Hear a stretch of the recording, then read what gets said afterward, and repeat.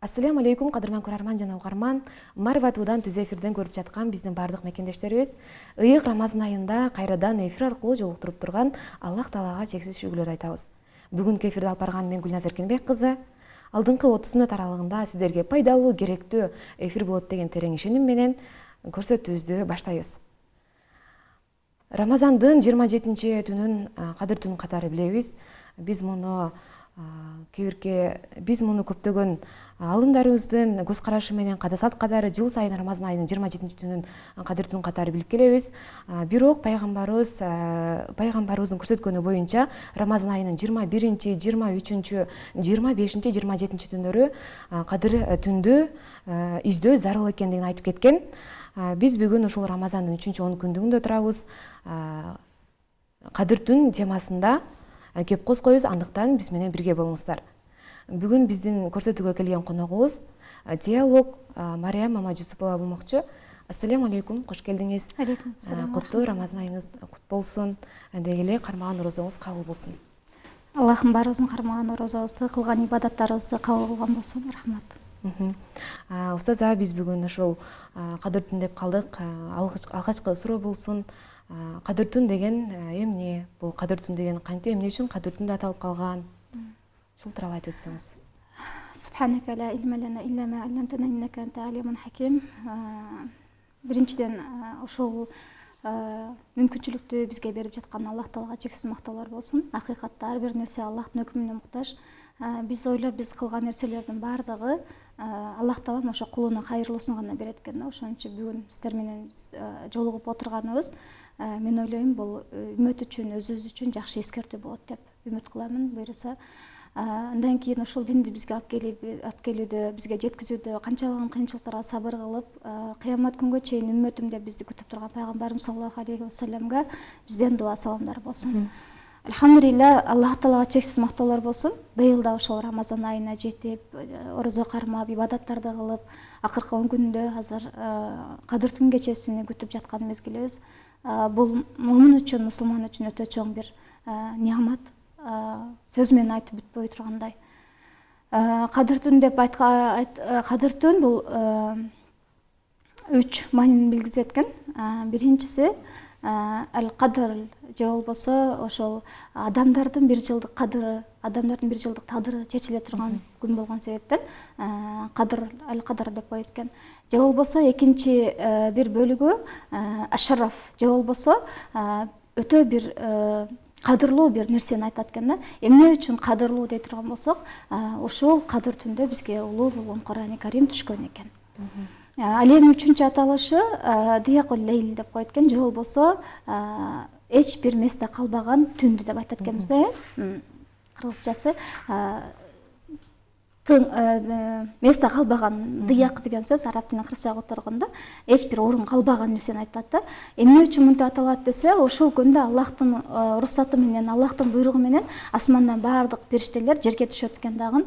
Кандай эле жаандын ар бир тамгасы менен бирден периште түшкөн сыяктуу эле бирден периште түшүп келип, ошол үммөттөр кандай ибадат кылып жатат, ким эмне менен алек болуп жатат, ошонун ар бирине күбө болот экен да. Ошон үчүн Кадыр кечеси бул жөн эле бир мусулмандардын же момундардын Аллага болгон ибадаты эмес, балким ошо Аллахтын өкүмү менен периштелердин жалпы баары жерге түшүп, жер жүзүндө эч бир месте калбай тургандай улуу түндөр болот экен. Албетте ар бир нерсенин өзүнүн улуулуктары болот. Мисалы үчүн Кадыр түндө биз айтабыз, адамдардын жашоосундагы эң улуу айлардын, түндөрдүн бирөө деп. Анткени Аллах субхана таала өзү Кадыр сүрөтүндө Бисмиллахир-рахманир-рахим инна анзалнаху фи лейлатил кадр.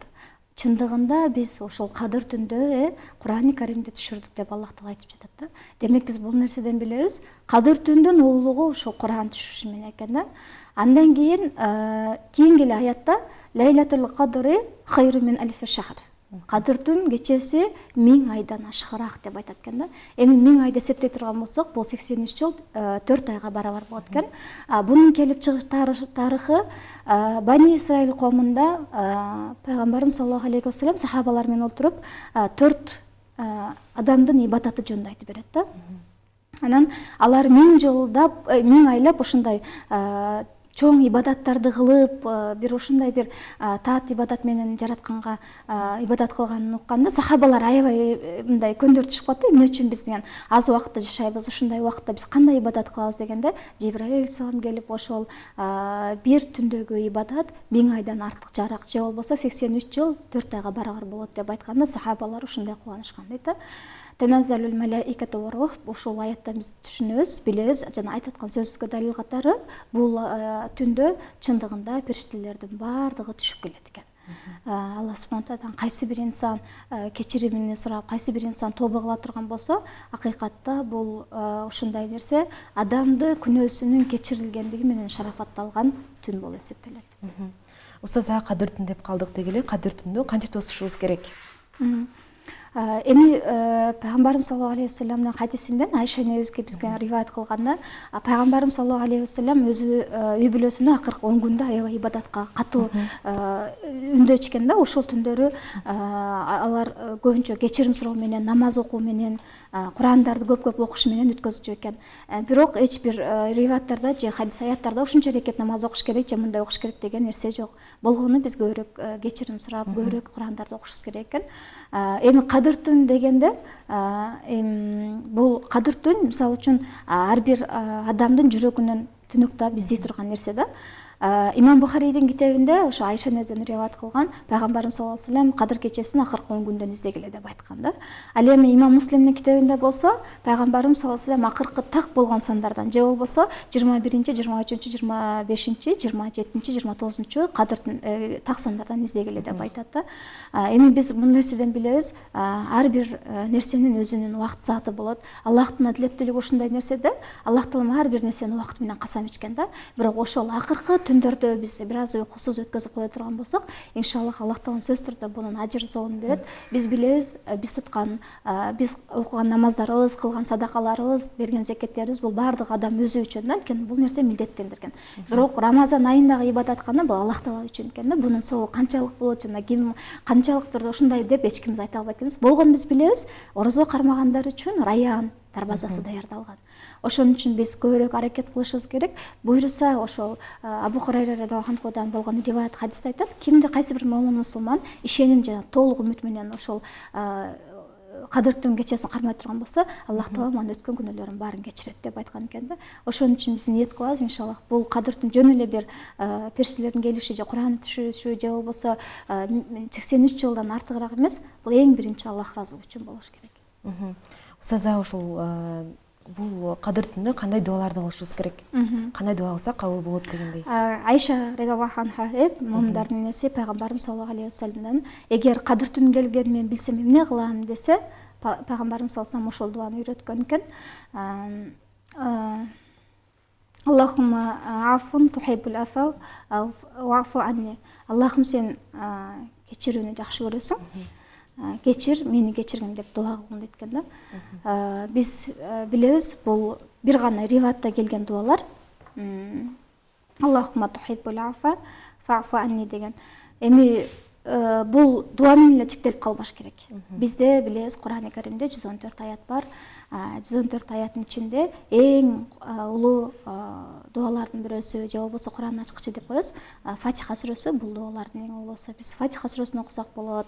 Андан сырткары Бакара сүрөсүндө анча көптөгөн аят дуалар келген. Эми Куранды окуганды билбеген, жаңы эле ошол кадыр түндү кармаймын деп ниет кылып жаткан бир туугандарыбыз үчүн айтат элек. Аллах таалам кайсы тилде болбосо, кандай бир дуа кыла турган болсок, Аллах таалам баарын кабыл кыла берет. Бунун үчүн атайын бир арабча сөз жаттап алып же болбосо бир белгиленген бир нерсени айтыш шарт эмес да. Айтайын дегеним жүрөктөн чыккан ар бир нерсе албетте бул жетүүчү нерсе. Ошон үчүн ичибиздеги нерселердин баардыгы чын жүрөктөн болсо, иншаллах Аллах таалам кабыл кылат деп үмүт кылабыз. Эң сонун, устаза, ушул пайгамбарыбыз көрсөткөнү боюнча Рамазан айынын 21, 23, 25, 27, 29 түндөрү бул кадыр түндү издөө зарыл экенин айтканда, эмне үчүн бул кадыр түндү жашырган? Эмнеге бул бир күнгө эле так коюп койгон эмес? Бул Аллах тааланын бизге берген даанышмандуулугу. Дагы бир риваяттарда мен жакында эле окуп аябай таң калдым эле. Пайгамбарыбыз саллаллаху алейхи вассаламга негизи бул күндүн так маалыматы айтылган да. Ошону пайгамбар саллаллаху алейхи вассалам сахабаларга айтып чыгып баратканда эки мусулмандын талашып жатканын көрүп калат дагы. Ошол нерсеге ою бөлүнүп, анан пайгамбар саллаллаху алейхи вассалам ошо кайсы күн экенин эсинен чыгарып койду деп айтат да. Бул канчалык деңгээлде сахи, туура же туура эмес деп айта албайбыз. Бул нерседен биз бир нерсени айтабыз, талашып тартышуу көп берекеден калтырып кое турганын билебиз да. Андан кийин экинчи бир нерсе, сиздер биз баарыбыз билебиз, жума күндүн өзүнчө бир убактысы бар. Ал жерде дуалардын кабыл болушу, ошол сыяктуу эле кадыр түндү бир сыр кылып жашырып койгонун Аллах Тааланын астында өтө бир жакшы нерсеси бар дейбиз. Анткени бизге Аллах Таала 12 ай убакыт берди да жашоодо бир жылдын ичинде. Ошол 12 айдын ичинен 10 түндү Аллах Таалага арнап коюш үчүн бул мусулмандар үчүн менин оюмча оор болбойт болуш керек.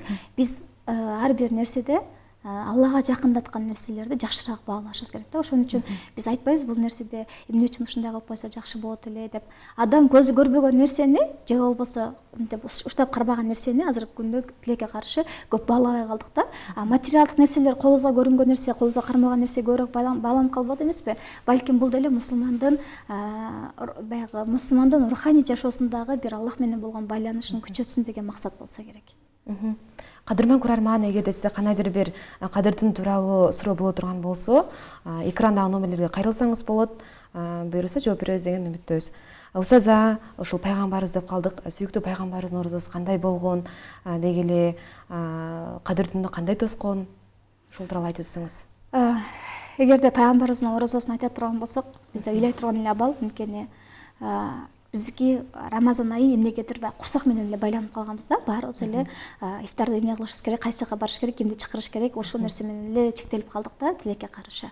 Рамазан бул Кур'ан-ы Каримде Рамазан деп келген, аны биздин тилге которгонубузда эритүү деген түшүндүрөт да. Эмнени эритүү десе, күнөөлөрдү эритүү болуп эсептелет да. Биз бүгүнкү күндө эмне менен алек болуп атабыз деген сөз да. Пайгамбарыбыздын жашоосун карай турган болсок, пайгамбарыбыз эч качан тоюнуп курсагы тамак жеген эмес. Айлап үйүнөн түтүн чыккан эмес. Түтүн чыккан эмес деген демек тамак жасаган эместигин билдирет да.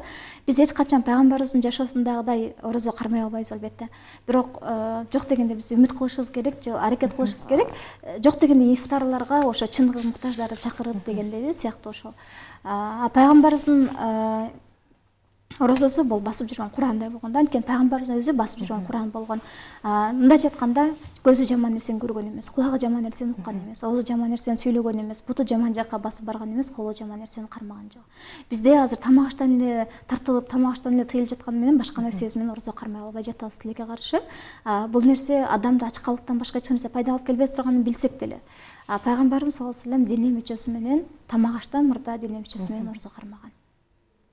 Устаза, ошол азыркы убакта биз жаштардын орозо кармап деги эле жакшы жактарга бурулуп кадыр түнгө даярданып жаткандарын көрүп атабыз да. Анан дагы биз ушул кадыр түндө жаштар дагы кандай иш амалдарды, соопторду аткарсак болот бул кадыр түндө?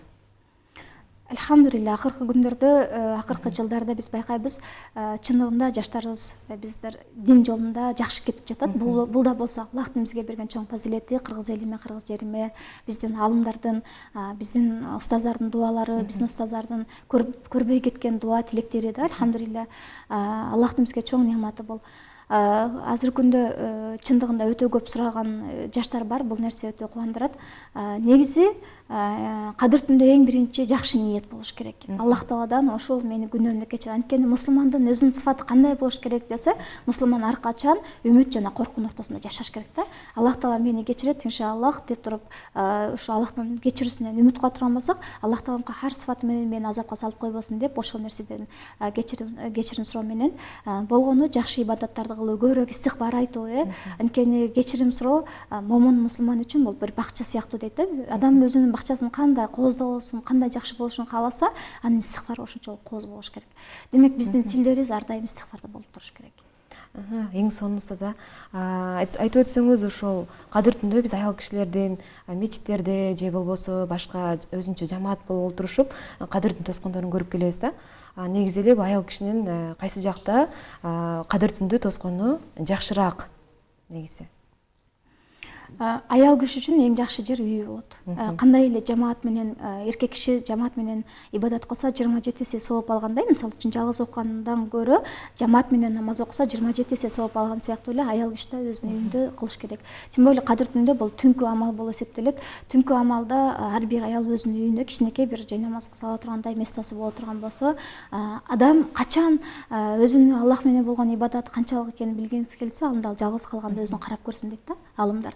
Демек сиз жалгыз калганда көбүрөөк ыйлай аласыз. Жалгыз калганда Аллах менен жакшыраак баарлаша аласыз. Андан кийин биз билебиз, эки адамдын, эки аялдын башы бириккенде жок дегенде кичинекей болсо дагы кыйпат иши, ушак иши кошулуп кетет да. Ошон үчүн мен эже сиңдилерден, бир туугандардан суранат элем, мечиттерде жакшы болуп турганы жакшы, бирок үйүңүздөр андан жакшыраак деп айтат элем. Келиңиздер ошо азыраак кылган ибадатыбыздын нуруну үйдө калтырайлы. Жамаат менен бөлүнүп ибадат кылганда бул эркектерге тиешелүү болот. Ал эми аял кишилер дарат алыш керек деген маселе болот, анын үчүн жоолук чечиш керек деген маселе болот, буттарын чечиш керек деген маселелер болот. Кийин эркектердин тамак ашы дагы бул Рамазан айында аял кишиге милдеттүү болбосо дагы өтө бир чоң сооп ала тургандай кызматтардын бирөөсү да. Ошон үчүн мен айтат элем эже сиңдилерге, үйүңүздөрдө ошол нурду калтырбаңыздар, үйүңүздөрдө кылыңыздар деп. Эң сонун устаза, кадыр түндө аял кишилердин жоңкай бул келди. Кадыр түндө кандай ибадат кылабыз дегеле, кандай ниет коюшубуз керек? Кадыр түндө эң биринчи ошо ифтардан кийин, оозу ачкандан кийин биз таравих намазын окушубуз керек. Сөзсүз түрдө бизде ушундай бир түшүнүк бар экен да, таравих намазы эркек кишилерге тиешелүү деп. Жок, бул сүннөт, муаккада өкүмү, бекитилген сүннөт болот. Андан орозо кармаа, мен ушундай суроолор көп болуп калды. Мен орозо кармабадым, ошон үчүн таравих намазы окубадым дегендечи. Ал адам сапарда жүрөбү же боюнда боло бала эмизеби, ал адам ошо үйүндөгү бир ибадаттардын бирине киргизиш керек, таравих намазын окуш керек. Биздин имам Азам рахматулла алейхи, биздин мазхабыбызда биз 20 рекет намаз окуйбуз. Ошо таравих намазын окугандан кийин ким Куран окуса, Куран окуган менен алек болуш керек. Кимде ким Куран окуй албаса, отуруп алып зикир чалып деле дарат алып Аллах таалага кайсы тилде кайрыла бере турган болсок, иншаллах Аллах таалам сөзсүз түрдө биздин ибадаттарыбызды кур калтырбайт. Устаза, биз кадыр түндө негизи кадыр түн саат канчадан баштап тосуп баштасак болот? Биз билебиз, фикх илими боюнча биз түндү 3 бөлүккө бөлөбүз да. Анан жалган таң атышы же болбосо жалган таңдын атышына чейин, бул биздин баягы сухур убактысына чейин биз кадыр түндү тосуп, анан сухурду ичип, сухурдан кийин бир аз күтүп отуруп, фажыр намазын окуп, анан кийин эс алса болот. Эң жакшысы күн чыкканга чейин күтүп турган жакшыраак. Устаза, биздин көрүүчүлөрдөн суроо келиптир. Ассаламу алейкум, мен биринчи жолу кадыр түн тоскон жаттым эле. Эмне кылсам болот? Эмне кылып тоссом болот? Рахмат дейт. Алейкум ассалам ва рахматуллахи ва баракатуху. Аллахым ниетиңиз кабыл кылган болсун. Эгерде биринчи жолу тосуп жатсаңыз, анда дарат алып, Аллах тааланын ошо күнгө жеткизип, жүрөгүңүзгө ошол нерсени карма деп салып жаткан Аллага мактоолор айткалы менен биргеликте, эмне билсеңиз, сүрөлөрдөн эмне билесиз, намаздан кайсы намазды билесиз, ошо ибадат деп эсептелген эле кайсы бир амалды биле турган болсоңуз кыла бериш керек да. Жана эле айтып кеттик, биз кадыр түндө бир определенный ушул нерсени кармаш керек деген нерсе жок. Негизи эле бул кадыр түндө кандай зикир чалган туура? Биз кандай зикир чалышыбыз керек?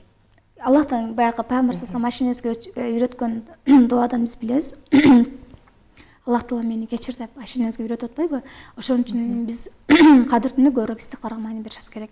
Анткени инсан билген абалда, билбеген абалда күнөө кыла алышыбыз мүмкүн да. Балким бирөөнү тилибиз менен капа кылып алдык, балким бирөөнү билбеген абалда капа кылып алдык. Ошолордун ар биринен кечирим сурап чыккан жакшы.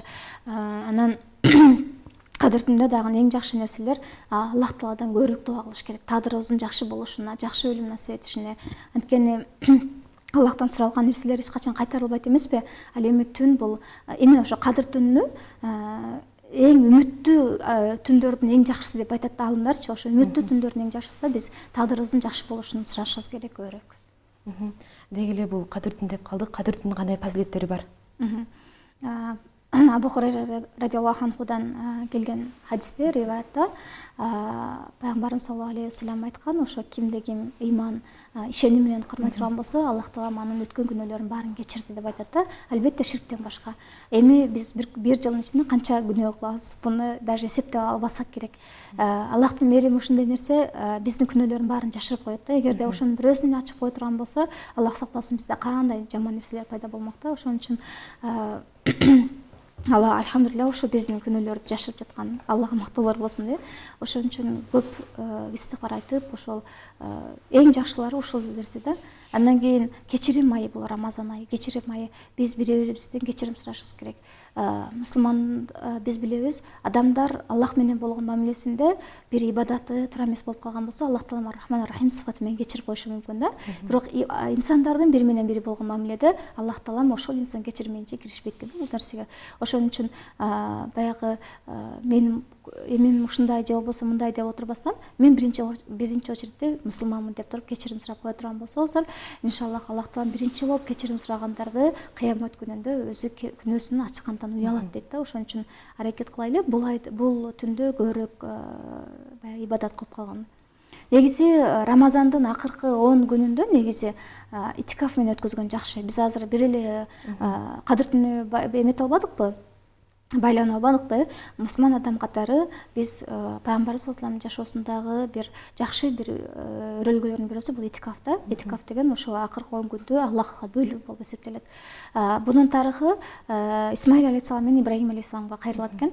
Аллах субхана таала ошо Бакара сүрөсүнүн 125-аятында айтат: Ибрагим жана Исмаилга биз таваф кылуучуларга, итикафка отуручуларга, сажда жана рүкү кылуучуларга биздин үйдү таза карма деп буйрук бердик дейт да. Ал эми ислам тарыхын карай турган болсок, Умар радиаллаху анху пайгамбарыбыз саллаллаху алейхи вассаламга келип, мен ошо исламга киргенге чейин ошо өзүмдүн убактымды Аллага бөлөм деп назыр айтып койдум эле. Эмне кылайын десе, Аллах пайгамбарыбыз саллаллаху алейхи вассалам ошол нерсени кармаш керек деп айтат да. Жана бир пайгамбар саллаллаху алейхи вассаламдын өмүр баян китептеринде көп келет. Хаят Сиратун Наби саллаллаху алейхи вассаламда пайгамбарыбыз саллаллаху алейхи вассалам акыркы жылы орозо кармаганда 20 күн итикафта отурганы болот да. Бул эки риваят айтылат. Бириси айтат акыркы жылы болгон себептен деп айтса, кээ бирки алымдар айтат экен, жок, мындан алдыңкы жылы отурбай калганды үчүн 20 күн кармады дейт.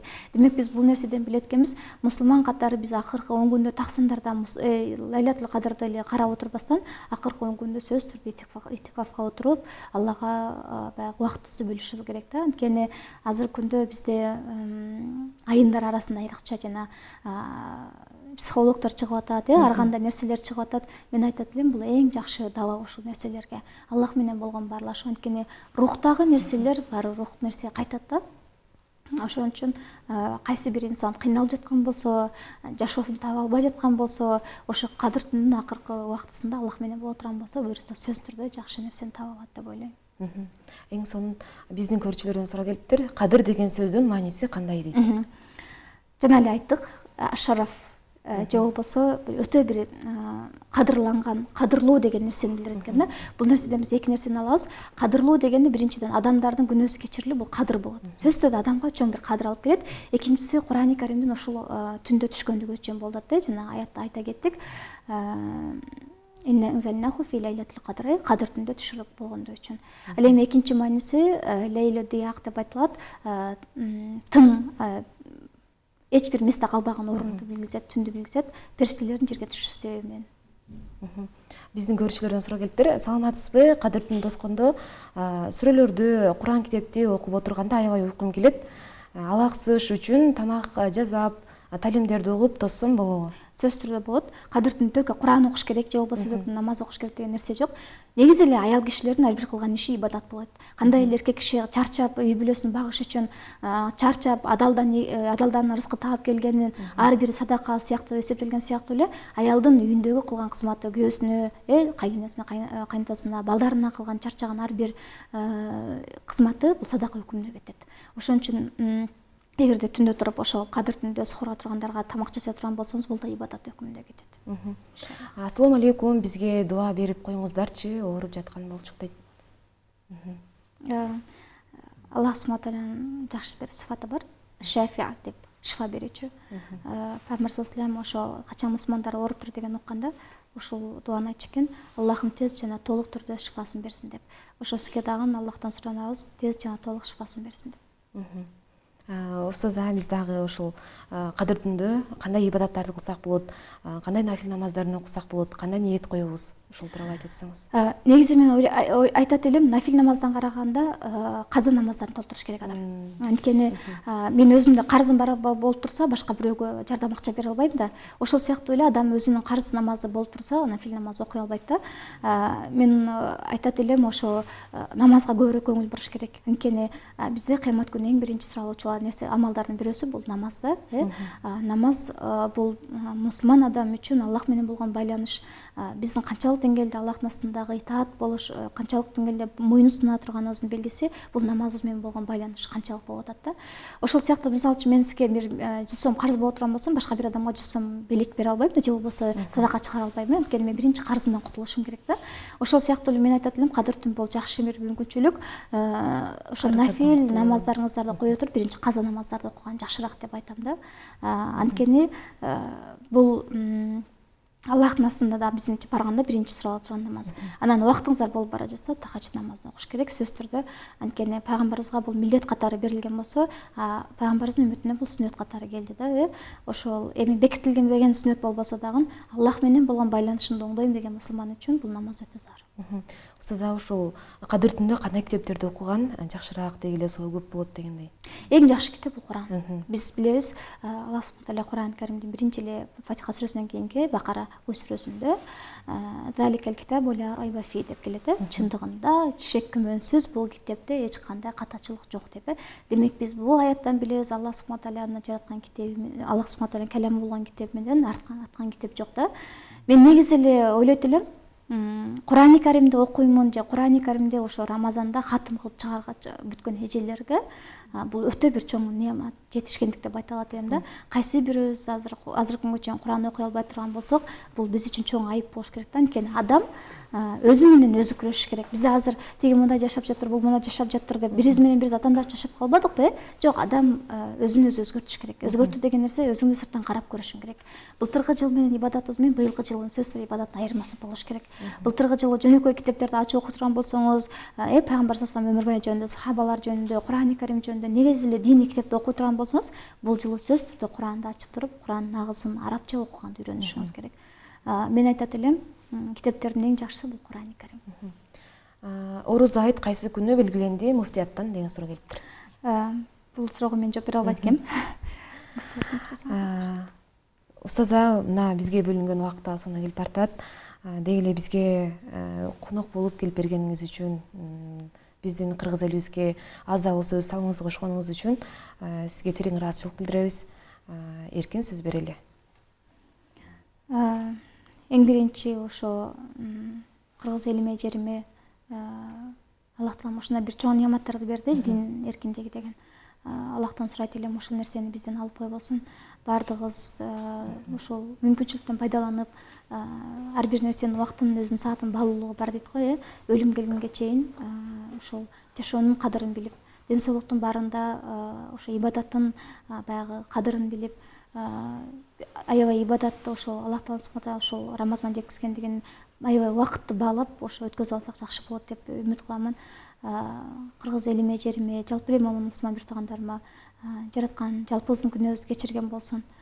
Кармаган ибадаттарыбызды ката кемчиликтер менен кабыл кылган болсун.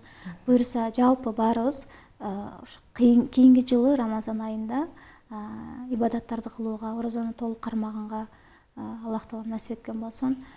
Кыямат күнү пайгамбарыбыз саллаллаху алейхи вассалам ошол менен үммөтүм эле деп сыймыктана тургандай, Аллах субхана тааля менин кулум деп чакыра тургандай жашап өтөлү.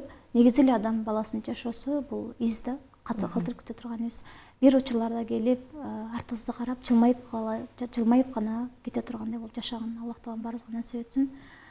Ушундай жакшы иштерди алып барып жаткан жалпы Марватованын жамаатына, дин кызматына жүрөсүздөр. Аллахым сиздерден ыраазы болсун.